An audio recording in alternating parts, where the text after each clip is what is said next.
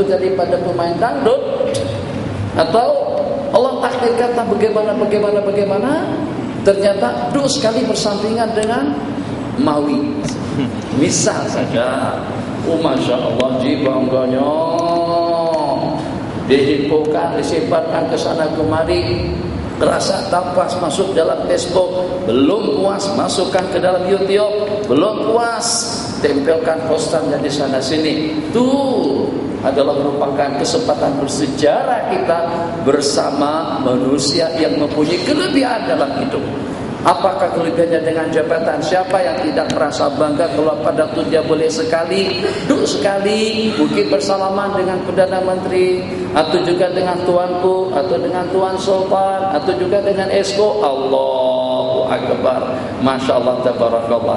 Tapi secara realitinya, yang dengan kita jarang-jarang boleh untuk kita bersama dengan orang-orang yang mempunyai kelebihan yang semacam itu. Dan jarang-jarang kita berpeluang dan juga berkesempatan, kecuali kalau pada saat dengan kita juga memiliki suatu kelebihan. Jadi kita akan boleh bersama menteri, kalau kita ya paling tidak mungkin DO barangkali, ataupun juga dengan kita dulu pernah jadi menteri juga mantan menteri. Mungkin dengan kita akan berpeluang untuk bertemu dengan tuanku atau yang di Pertuan Agung kalau memang kita sopan, kalau memang kita Perdana Menteri, kalau kita sebagai seorang menteri. Tapi kalau seumpama kita tidak boleh menghayal. Kalaulah berlaku 1 dalam 2, 3, 4 orang saja yang dengan kita boleh bersama dengan mereka-mereka yang punya kelebihannya dengan tahta, kelebihannya dengan jawatan, kelebihannya dengan kedudukan, kelebihannya dengan ilmu. Kenapa? Sebab sunnatullah kalau untuk di dunia, kalau tidak setara, tidak sekedudukan, maka dengan kita akan terpencil jauh di belakang menteri sesama menteri, gubernur sesama gubernur, esko sesama esko, rakyat jelata, manusia yang tidak punya kedudukan, kadang-kadang tidak diberi peluang banyak atau tidak diberikan peluang langsung untuk kita bersama mereka. Makanya itu kalau pada saat kita ada kesempatan, Masya Allah, tabarakallah, kita ambil handphone, langsung saja kita minta tangkap gambar di situ. Kenapa? Sebab peluang semacam itu jarang-jarang berlaku. Kalau tidak ada kesempatan pun, prasanta beberapa waktu yang lalu ada dengan sebagian kita kalau balik daripada Mekah, mesti ada gambar yang background di belakangnya Al-Ka'batul Musyarrafah. Dikira betul, contohnya tidak, dikira bergambar di dalam masjid. Dahulu tak boleh, kamera akan diambil. Kita masuk ke stadion mana ada gambar Ka'bah di belakang, maka dengan kita duduk dengan penuh khasyah tadallul, dengan tasbihnya, seakan-akan seperti dengan kita sedang duduk di dalam masjid, terus tangkap gambar atau sahabat kita yang tangkap gambar kita pada waktu kita sedang beriktikaf. Seledek punya seledek, semuanya palsu, semuanya penipuan, tidak ada yang betul. Tapi yang walaupun penipuan kita merasa bangga. Kenapa? Sebab kita sedang berada di bawah naungan Al-Ka'batul Musyarrafah. Saya simpulkan pendahuluannya. Jadi kalau pada waktu kita berpeluang berada di tempat-tempat yang mulia, atau di tempat-tempat yang pelik, atau di tempat-tempat yang aneh, seperti dengan ahram piramid di Mesir, seperti di depan Abil Hall, atau juga di depan di samping Sungai Nil, terasa hebat kalau dengan kita boleh bergambar di situ. Terasa hebat kalau kita punya kenangan indah di tempat-tempat yang mulia. Begitu juga dengan orang yang mempunyai kelebihan. Ini tahu, awak contohnya. Ini manusia yang paling lasah dan yang paling kotor dan yang paling diktator di dunia. Saya pada masa itu secara takdir Allah takdirkan berjumpa di KLII dan aku sempat bergambar. Manusia yang macam itu pun jadi kebanggaan juga. Bukan setakat berjumpa dengan orang-orang yang baik, tak kisah, yang penting dia ada kelebihan.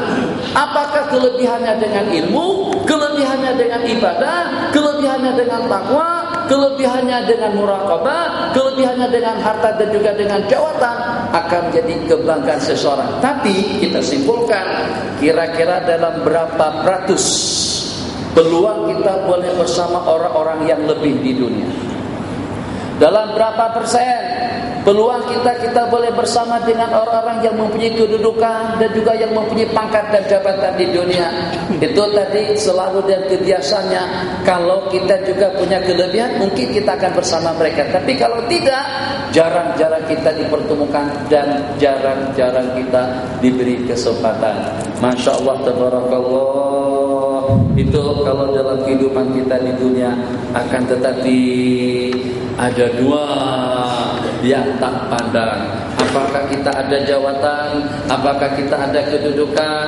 Apakah kita ada ilmu? Apakah kita ada duit? Apakah kita cantik? Apakah kita hudu? Apakah kita kurus? Apakah kita sakit? Ada dua saja yang tidak membeda-bedakan antara satu dengan yang lain. Yang dengan kita boleh dekat, yang dengan kita boleh akrab, yang dengan kita boleh dikenal, yang dengan kita boleh diperhatikan. Yang pertama, kalau kita berupaya untuk kita dekat kepada Allah.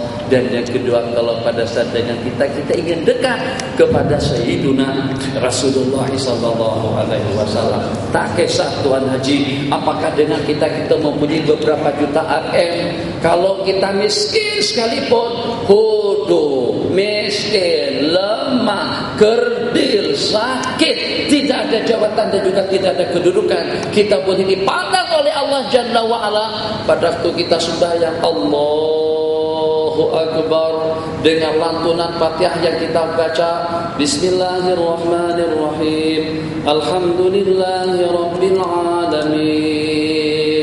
Artinya, ku panjatkan puja dan puji. Segala puja dan puji itu adalah milik Allah, Sang Pencipta alam.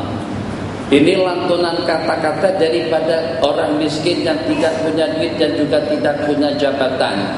Lantunan kata-kata daripada manusia yang tidak memiliki apa-apa dalam kehidupan, disahut oleh Allah. Hamadani abdi, dia telah menyanjung aku.